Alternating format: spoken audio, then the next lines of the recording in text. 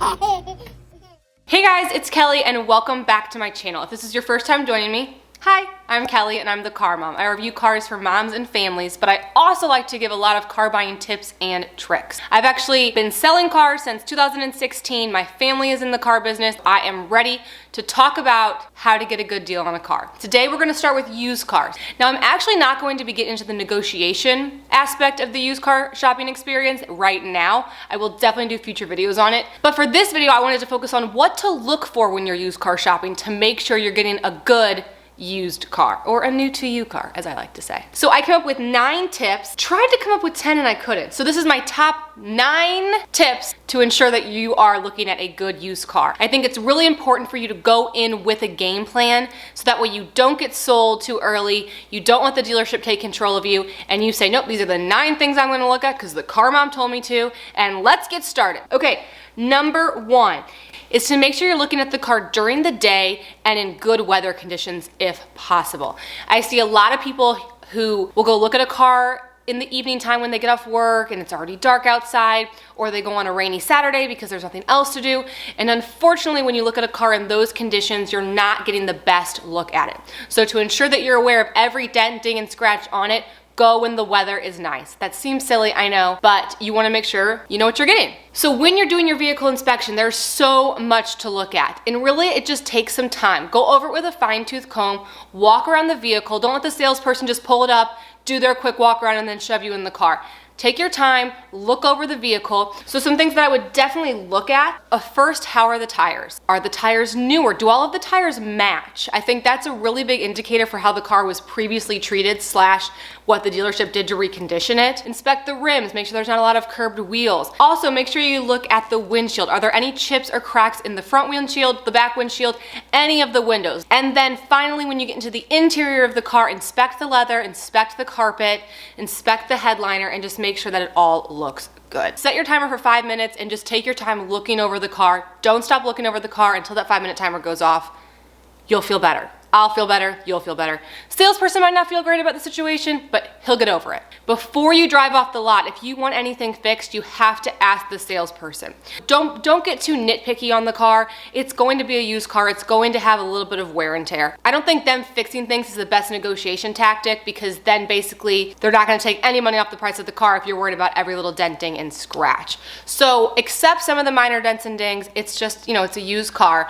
But just make sure you look over the car so you don't have any surprises when you drive off the lot. Okay, the next tip I have is to verify what comes with the car. This is something that a lot of people I don't think are aware of, but a lot of the times dealerships will sell the car, however the car got traded in. So like, let's say you're looking at a 2015 Honda Odyssey. Well, let's say the previous owners took out the headrest to put in their forward-facing car seats and they never brought the headrests back because they forgot them or lost them or put them in their garage. That car may not also come with headrests. So you're going to want to make sure that that used car you're looking at has the owner's manuals, 2 sets of keys, floor mats, a cargo cover, headrests, anything that came on the car. Verify that it's there. If it's not there, it's not a total deal breaker, but that could give you a little bit of power when you're negotiating to be like, well, this car doesn't even come with all the floor mats. I'm not gonna pay full price for it. If they're not able to include like maybe an extra key or floor mats into the deal because the markup's not there, which, believe it or not, guys, can happen, always, always, always make sure you ask to get those things at cost at the very least. So I would definitely try, like, well, it only's got 1 key. Can you throw in an extra key for me? If they say, unfortunately not, we've already discounted the car too much, make sure you get that key at cost, which means they're not gonna mark up the price of the key if you buy it through the parts department, and you'll get it for a little cheaper. It's a hot tip. Okay, the next one I have is to ask to see the vehicle history report.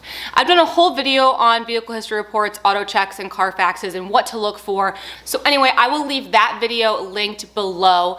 But basically, it's just really important to see how the car was maintained, how many owners it has, is it a local vehicle, and how often they got the vehicle serviced. People always ask me, would I be scared of a car that's been in an accident? The short answer is no. A car that's been in an accident wouldn't necessarily stop me from buying the car personally.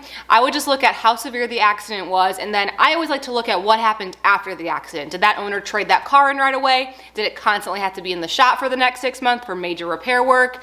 That's kind of a good way to gauge how severe the accident was and how the car performed post-accident.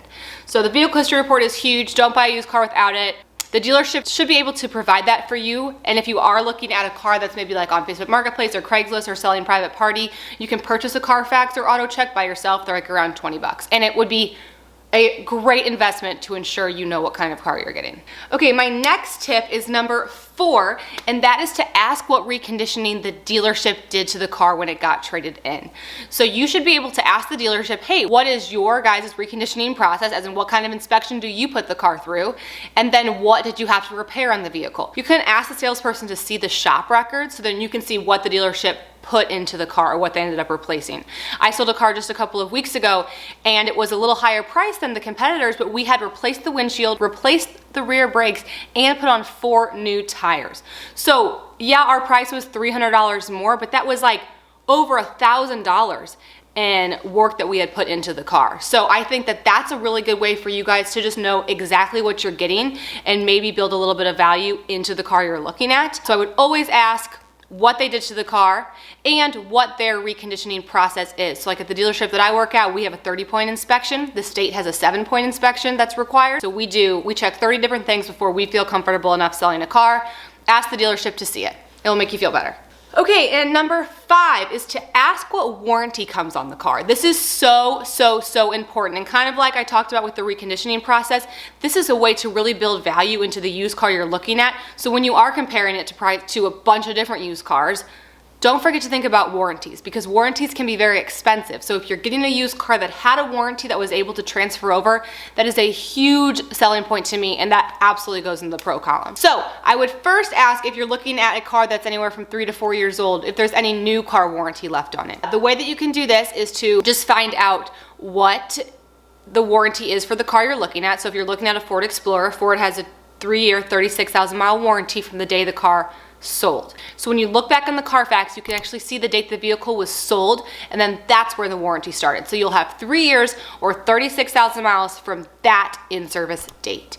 Every manufacturer is a little bit different, so just something to consider as you're looking. If you can find a used car that has some new car warranty on it though, that is a huge selling point. Well, Miss Thing just woke up from her nap, so I guess she's going to be joining me for the second half of this video. Maybe you'll help me work a little bit faster. So anyway, we were talking about warranties. Basically, just make sure you understand what warranty comes on that car, whether that be a warranty from the manufacturer, from the dealership, a certified warranty. It's really important that you know how long the warranty is and what exactly it covers. All right, my number 6 tip is to test drive the car.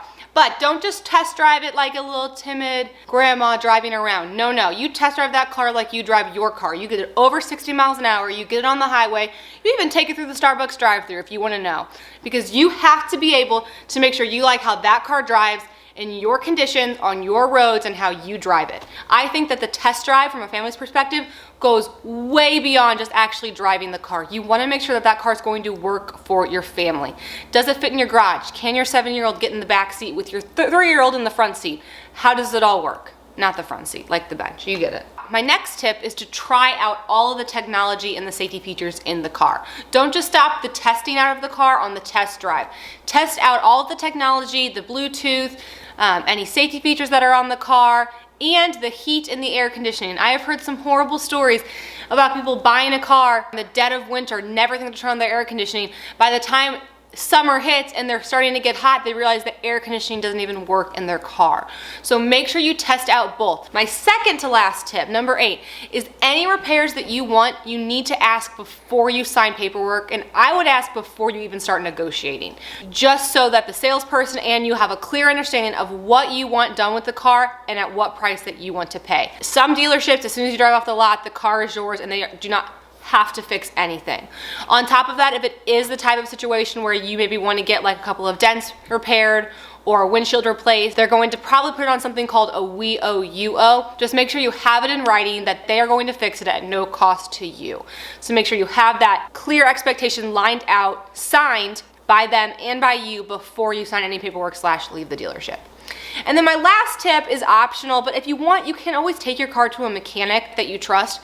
My biggest tip for that would be just to make sure you have it lined out ahead of time and maybe even prep the dealership before you go in, and that's what you're planning on doing with the vehicle. I would also only do this to a car that you're very serious about buying, because what a waste of time for you if you're gonna go take it to a mechanic's office, wait around for a couple of hours.